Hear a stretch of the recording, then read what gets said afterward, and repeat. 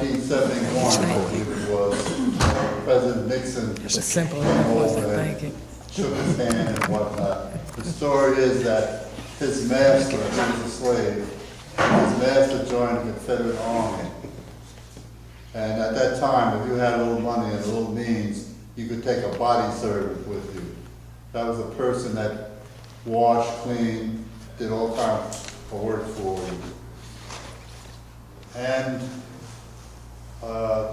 as you read it, you'll find out that it was proven by some of the people that were there, questioned of his age. Anybody here want to guess how old he was when he died? What year did you say he was? I'll give you a copy. Nobody wants to guess? He was 130 years old when he passed away. That's what I was. Oh, my. You said 1970 something? 1971, he still lived. Wow. Matter of fact, when he was living, President Nixon invited him to Cape Canaveral to see the moon shot, not the moon, Yeah. the rocket going off to Mars. And he was an honored guest there. He took his daughter with him. She was about 104. Oh, my. She was a youngster. Yeah. But anyway, he watched it, and the reporters came up to him and asked him, well, what do you think about that? A man walking on the moon. He said, that man ain't walking on the moon. All I think I believe. So, but he must have lived some life. I always felt that I'd like to talk to somebody who was around for quite a while. About a year or so ago, a friend of my son, his grandfather,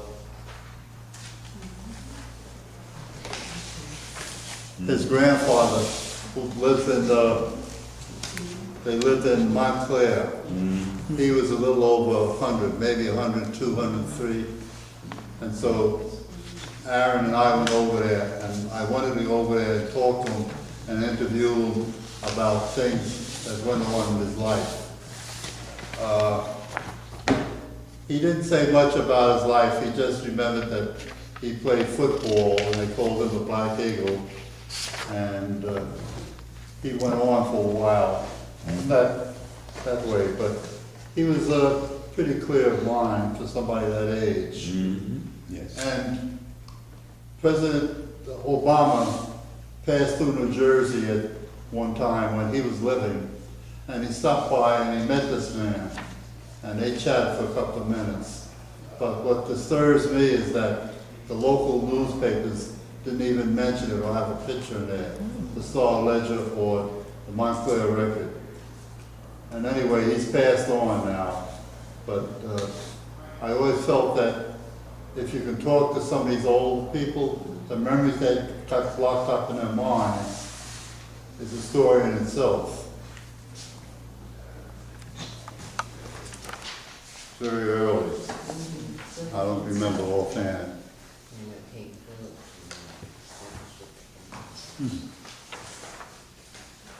It goes back to the King Philip's War, which was in 1675 to 1676. And let me see, it's 1, 2, 3, 4, 5, 6, 7, 8, 9, 10, 11, 12, 13, 14, 15. That's only up to the Vietnamese War. After that, we had the Korean War, the war in Afghanistan. So we had a lot of wars for it.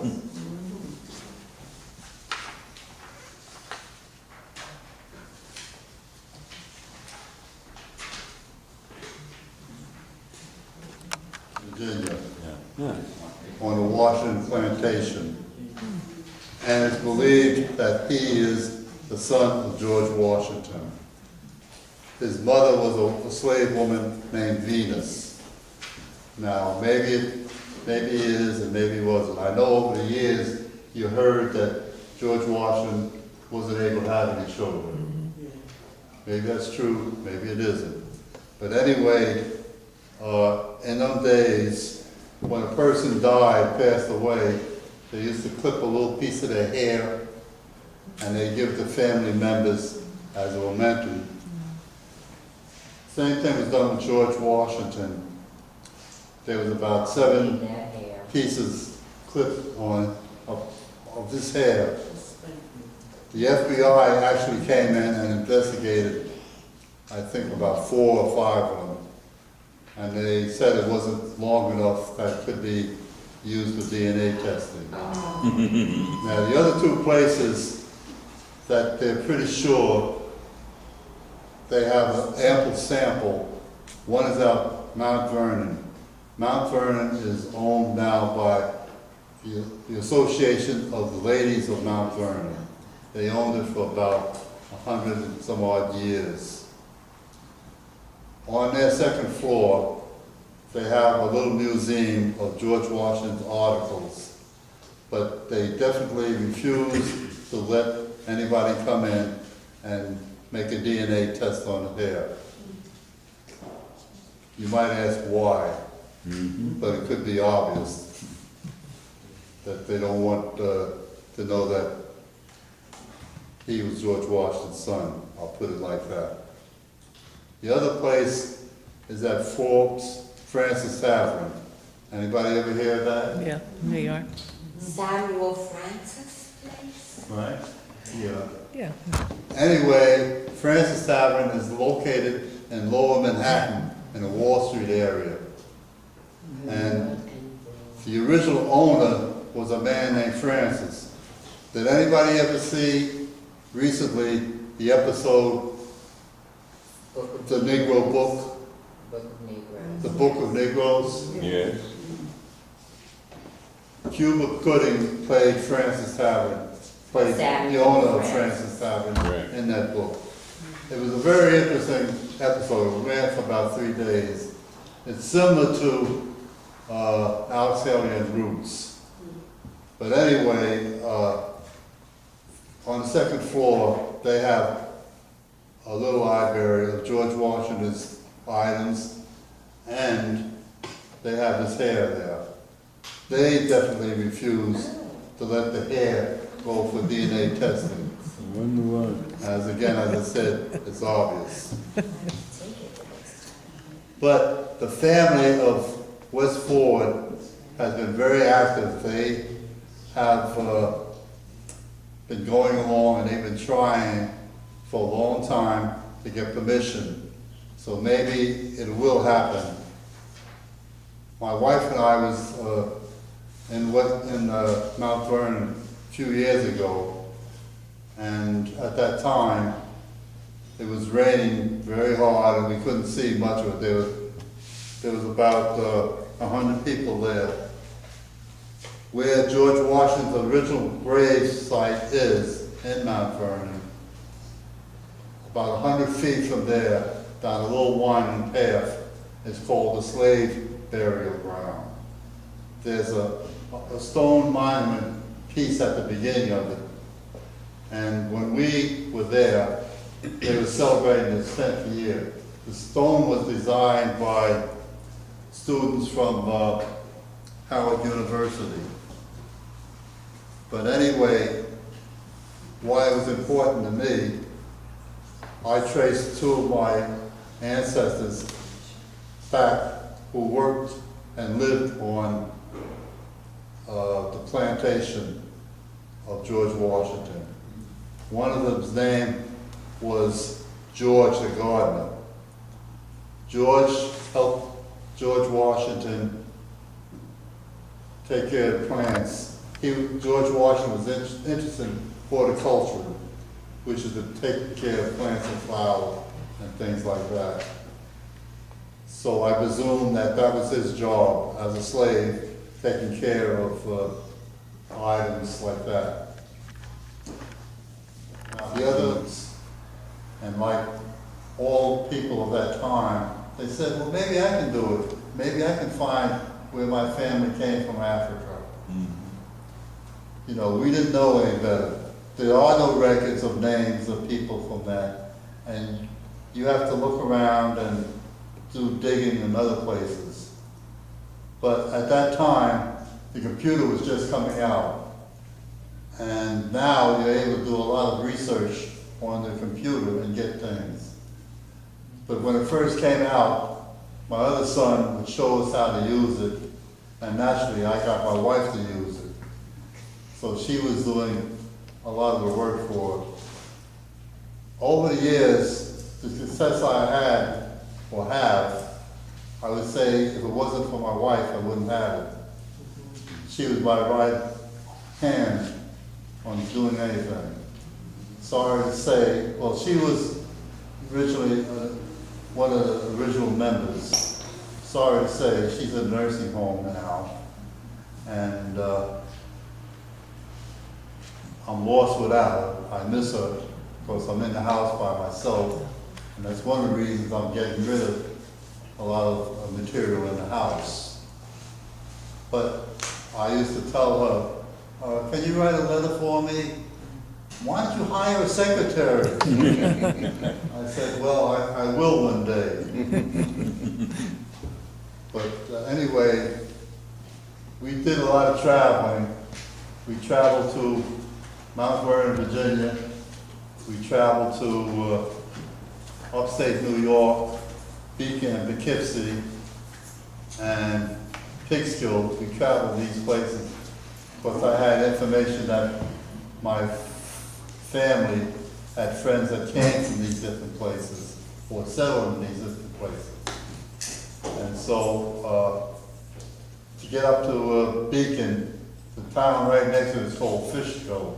It's a small town, and I've been in the library, I've been all the different places in there. So almost that they said, well, wasn't you here last year this time? I said, yeah. So I got some information from there.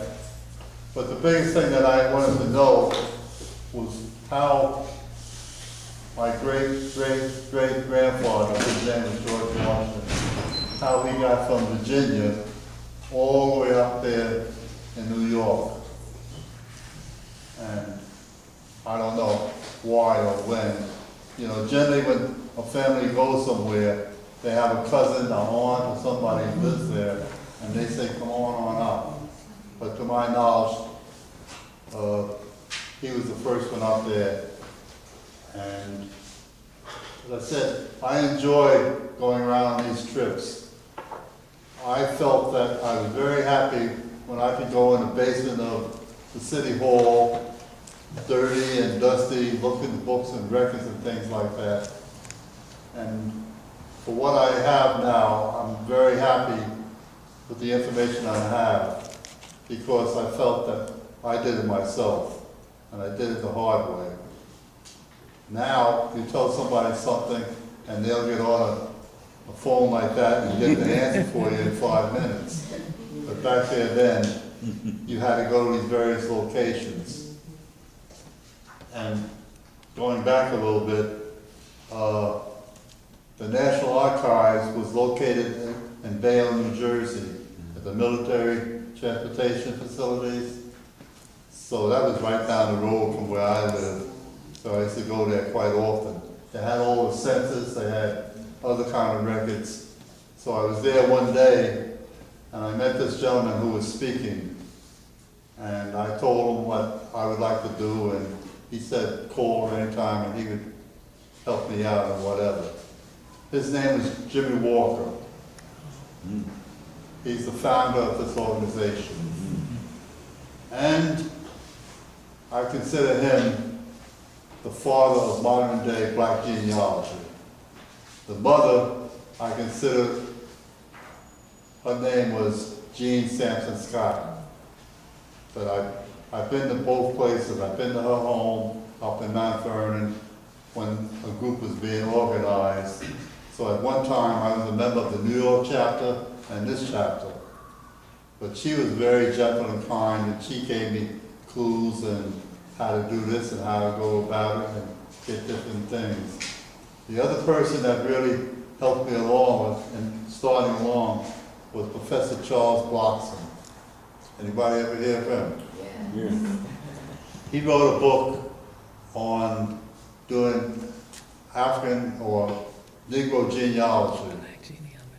And one day my wife and I was in New York. We went to see a play in the Times Square area, and we was a little early. And there was a Dalton bookstore on the other side of the street. So we went up over there to spend some time, and they had a get rid of table, everything in there for $1. And I found his book. And now I doubt if you could find it anywhere, but it gave me all the basic information that I wanted to know, how to go get the census records, how to get this record and that record. And a few years ago, he was at the conference as one of the guest speakers. But he was a very, man, you don't know how much somebody pushes you along. And I say the three people, Charles Watson, Jimmy Walker, and Gene Sampson Scott, are why I'm standing here today, talking about family and whatnot. And I think that as you go along, people that are interested in genealogy or history, you have to drag somebody else along with you and start them going. I look around and I see nicely dressed people. I know that you probably own your own car.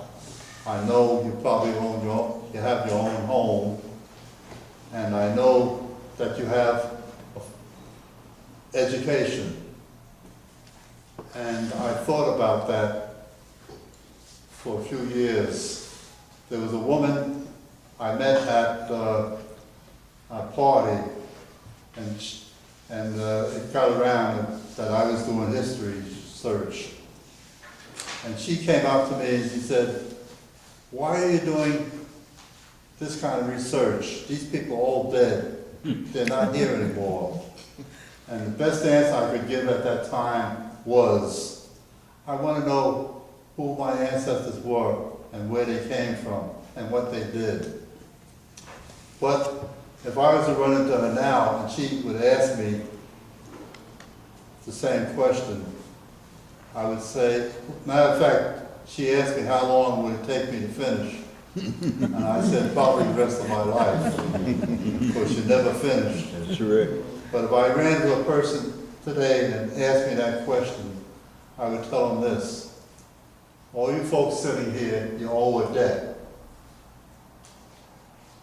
Now, our ancestors came over in a slave ship under horrible conditions. They were snatched out of their villages, they were marched to the ocean, they saw this big, I don't know what they could call it, a ship sitting in the sea. They was put on that slave ship, regardless of who they were and how they were in the community. They was put on a slave ship, and probably 100 people on there. They was packed in there like sardines.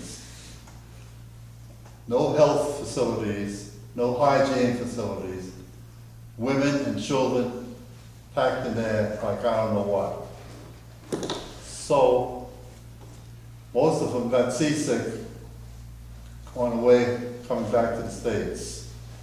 But if you can imagine being in a hole where you can't even stand up and you have a chain around you, and you pray that Allah or the Lord will take you away from this. Mm-hmm. Some of the people, when they took them up on deck on a nice day to make them move around and exercise, some of the people couldn't take it any longer. When they unchained the cuffs on them, they jumped overboard, commit suicide. They just couldn't take it anymore. But the ship eventually reached a port.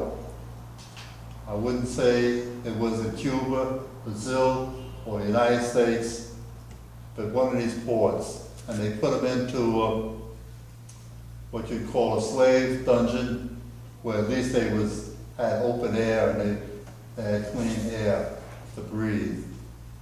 And they made them wash with the seawater. Then they gave them coconut oil to make their bodies glisten, to make them look better. And after about 2 or 3 days, they called an auction. At the meantime, these people were eating mush and grain and things like that. And thinking that if you eat that all day and you're bound to become sick. I don't know how the women made out. There was a couple of women on the ships, I presume, that were pregnant.